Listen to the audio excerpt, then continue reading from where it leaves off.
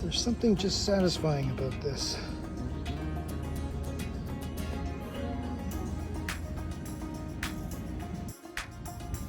So glad to have finished off all of the anti-skid, and the boat's looking really good. And took some time in this video to repair the hatch, and then go out for a tour of Hamilton Harbour.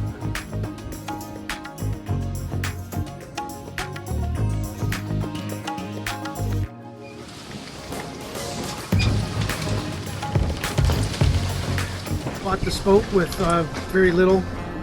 Had no working engine, no instruments, and I gutted it. I pulled the engine out, and then I decided to go electric. So I put an electric motor in, and had a whole learning curve about that. So I learned about batteries and charging systems and wiring and house banks, all the different solar panel and monitoring systems.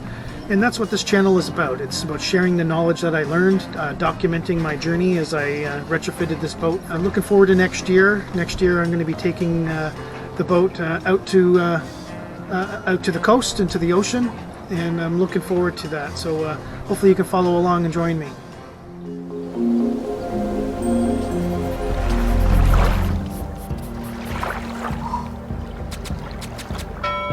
So I'm taking this hatch out. I'm using a screwdriver. As you can see, this is why it's leaking. The actual frame's cracked. So I don't know how that happened, but I guess with the handle right here, I don't know if there was just too much pressure or what, but it lifted up on me, and then water basically drips right here. So what's happening is it's going in through this little crack, coming in behind. Letting the lever principle, or the wedge principle, just basically break the silicone or the gasket sealer. I think I used the Sikaflex, the 291.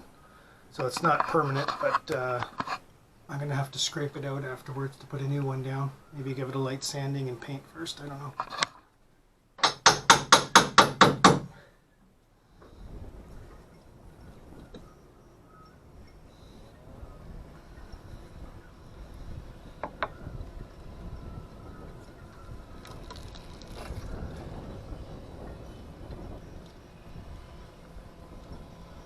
There you go.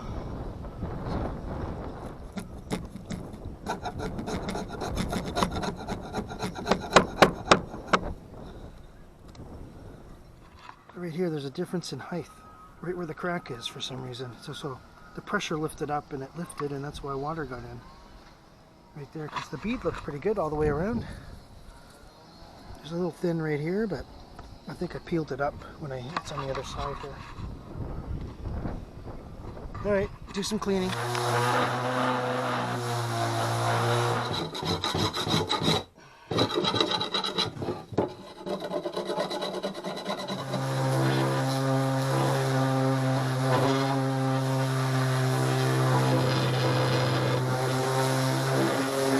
Well, there you go. So I've got her sanded down,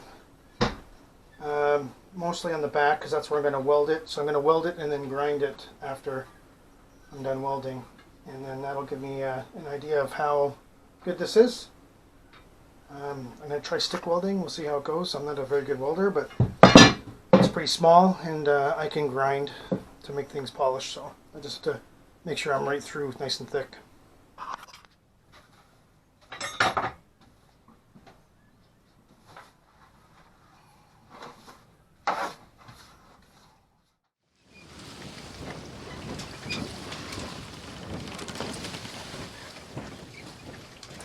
Well, here's what I know. Welding aluminum. It's a lot easier, I think, with TIG, but when you're in a jam and you just need to do something, I only have a arc welder or MIG welder, but I don't have the. I was not able to get MIG aluminum MIG wire, but I was able to get these electrodes. So it needs to be positive on the electrode. So the electrode needs to be positive. The ground is negative. So it's positive welding, or EN maybe they call So I've got it clamped down so it's perfectly flush, and I'm going to give this a go. Oh yeah, the other thing is the amps need to be around 120, 125. I've done enough welding that I have my cowhide gloves here permanently scarred. And we'll see how this goes.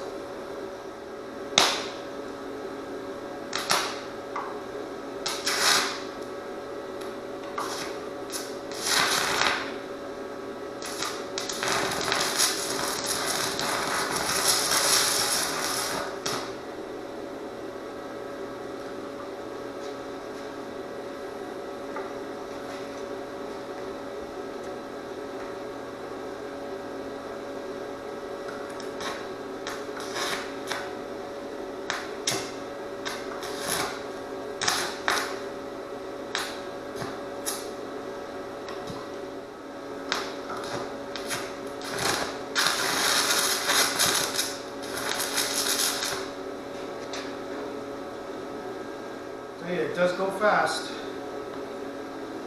That ate like almost a whole thing just for that one little piece there. So I'm gonna let it cool off. And I'm gonna grind it and see what it looks like.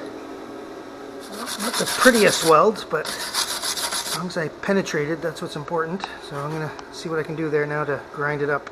Well, this is what I got. I gotta drill out the hole there a little bit, but basically welded it in there, welded it across here. I was going to say it's more or less solid. I had a hard time really getting this little corners. Maybe I should just do one more little pass there, but well, I dropped it a few times and it didn't break. It's still looking pretty good. It's a little rough here. I'm just going to go over it with the grinder, and I'm just going to give this a little bit of a polish. Still a few little slight bumps, but it's pretty good. I did most of it with the sander on the bottom. That way it connects good with the Sikaflex 291 when I put that on. So yeah, even the other side turned out all right. It's not perfect, but let's see if you can see that. I'm not a welder, that's for sure, but it's solid now, so that part's good. So I'm going to go back and install this, and hopefully with the new Sikaflex it won't leak anymore.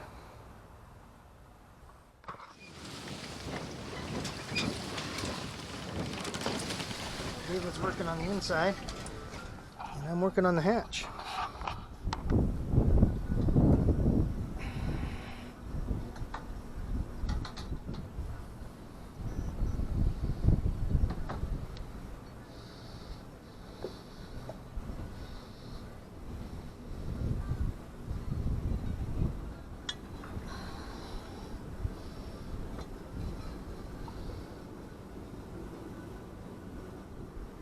Alright, I'm going to get my bolts and put them in.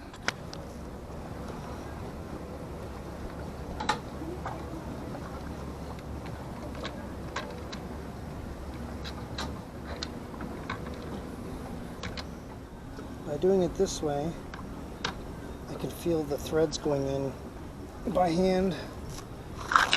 If I was to do it the other way with the power tool, I could potentially just strip them. So at least this way I feel that the threads are going in. And then I'll go with the power tool afterwards.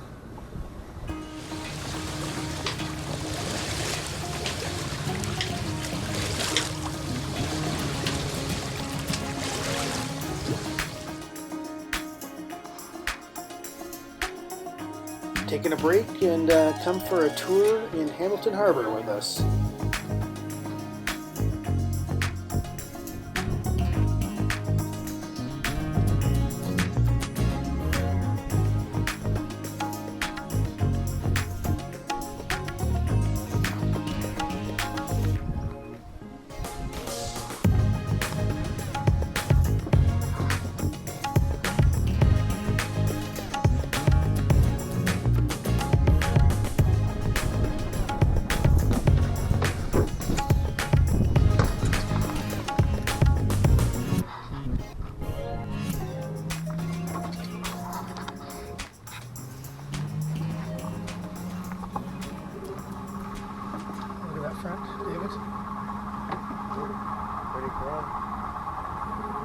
I hit it? No, I don't think so.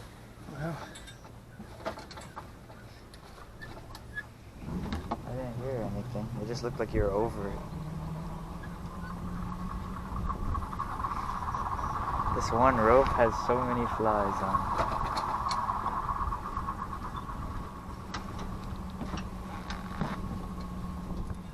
really strong wind on the bow today. The bow was 6 inches from the dock maybe on the way out. But that's okay.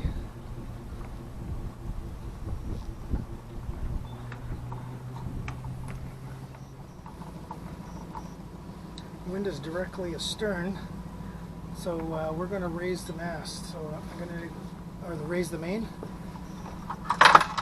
We're doing 3 knots. We've got 3.7 knots with the wind, but it's like about 5 knots to 7 knots of wind today. Did you get on? I don't think, like, for some reason it doesn't go on all the way. Yeah, So you got to weird. push hard. Yeah, bring us into wind.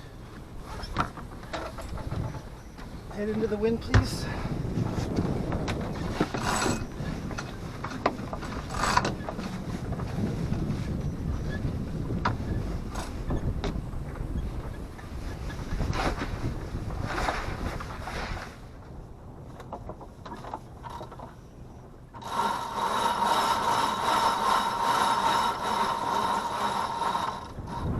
Yeah, there's the plate I'm there. on the pirate ship. I ain't got to find that pirate ship. Right there.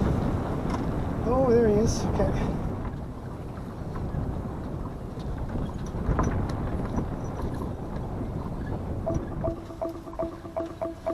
They're going 5 knots. What's that? They're going 5 knots.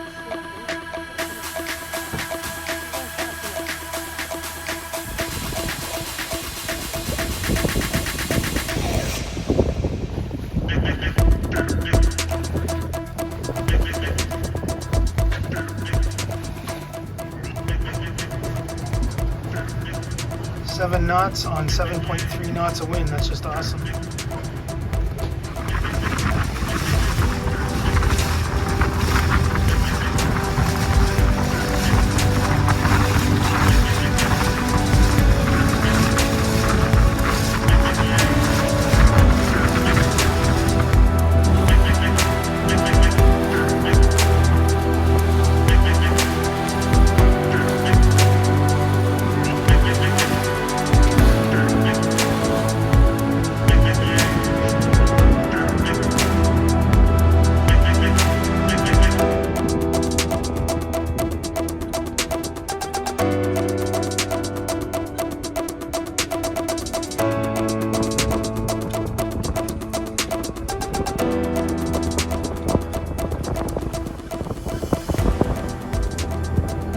It's a little different going downwind than upwind, isn't it?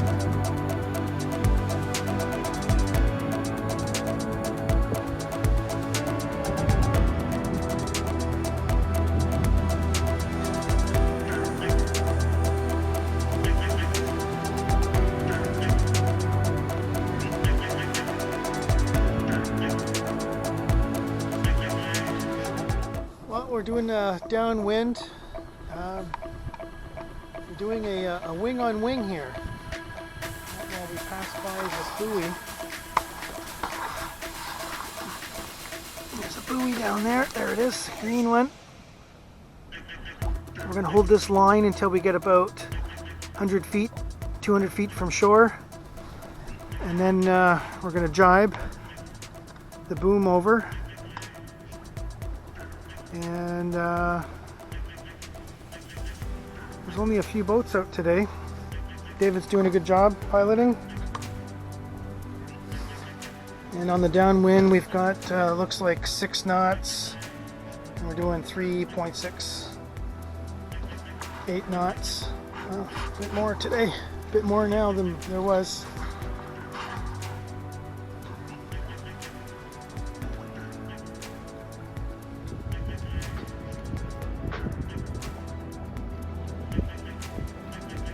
Past the buoy markers. And there's the channel markers to the shipyard, not the marina, but the shipyard. That's where they do a lot of repairs. And you can see Canada Coast Guard in there.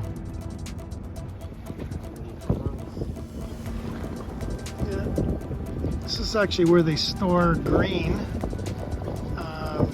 and fuel, actually, for the Hamilton Airport.